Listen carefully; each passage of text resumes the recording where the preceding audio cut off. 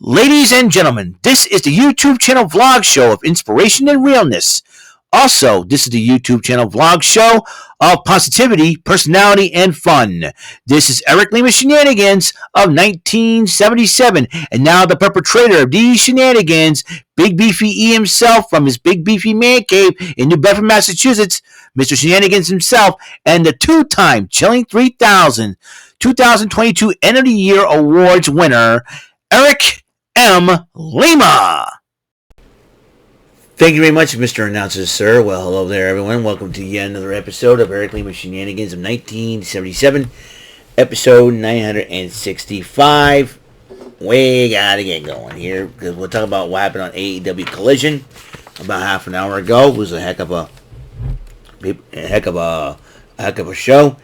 AR Fox went one-on-one with Jay White, who's in possession of MJF's World Heavyweight title, and Jay White did end up picking up the victory, but then MJF attempted to take his title back, but runs off without it.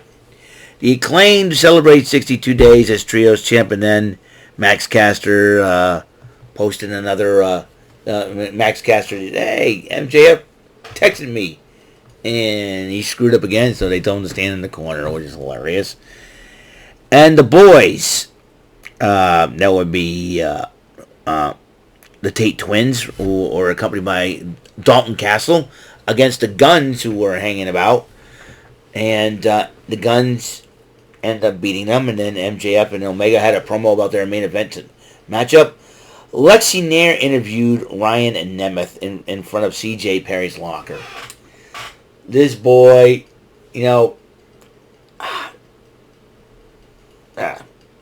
this boy, Ryan Nemeth. Did you, Mr. Ryan Nemeth, watch Dolph Ziggler and CJ Perry? You saw what happened to Dolph Ziggler. You think you will learn. He knocks on the door. Miro answers it, closes, lets him in, closes the door, and beats the stuffing out of Ryan Nemeth. Miro, this boy needs to make up his mind. Either you want to be with CJ Perry, or you want to move on from CJ Perry. Dude, seriously, folks, I really don't know what the heck is going on. Man, oh man, oh man. And then the AEW Women's title on the line in a Fright Night fight. That means it's like a trick or street fight. Anything goes in this matchup. Hikaru Shida defending it against Abaddon. And now this match could have went either way, but Abaddon, making her, Collision debut, ended up defeating, ended up losing to Shida, and Shida retained her title. But as she did, the lovely timeless Toni Storm comes out, and good. When she jumped on the announcer's table and laid there, I'm like, good Lord. And that woman's got a nice, forgive me, Lord, for being a little lustful, but Toni Storm's got the nicest looking set of thighs I've ever seen. That's all I gotta say. But Toni Storm's also the number one contender to that championship as well, the AEW Women's World title. So, Ricky Starks and Big Bill and FTR had a promo. And then Keith Lee and Shane Taylor had a promo against each other. Samoa Joe against Rhett Titus with the television title on the line. And Samoa Joe did retain. Renee Paquette interviews QTV. In fact, Harley Cameron then cuts her off, saying that they're going to debut their new theme song. Well, best television show ever. So, that is something to that is something to be interested in. But Claudio Castagnoli not in a very good mood after what happened to Bryan Danielson, and he says he's going to make Kazuchika Okada and Orange Cassidy pay.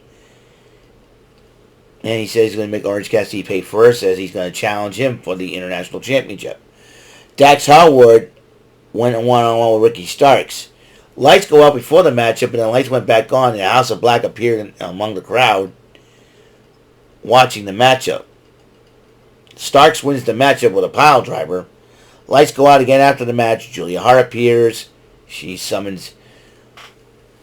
She's acting like she was summoning something up. Lights go out. House of Black was in the ring. They surrounded MJF, not MJF, Ricky Starks and Big Bill, but then they turned their attention to FTR. And then Los Facción Ingobernables, along with Jose Dralistico, Preston Vance, and Roosh came to the aid, or were they? And then they had a face-off with FTR, but then they started brawling with House of Black, all 10-men brawl. So there's that. Lexi Nair interviews Andrade El Idolo, and then he basically says, what I do is my business, no one else's. And then Lexi Nair interviewed Chris Statlander, Little Nightingale, and Sky Blue. I think they were more concerned for Sky Blue's new attitude. So you got that. Then you got Claudio Castagnoli went up against Tracy Williams. And Castagnoli beat him in record time. Then you got Samoa Joe talking to MJF as him and Kenny Omega were preparing for their matchup. And he said, he still need a friend, I'll be out there. Then they had the world title match, MJF defending against Kenny Omega. Don Callis was going to get involved, but he was ejected from ringside. But MJF did retain the title, even though the actual title belt was not in his possession, but in Jay White's.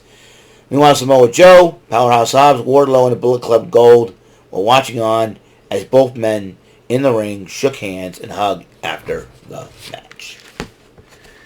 And that is it for episode 965 of Eric Lima Shenanigans of 1977. AEW Collision.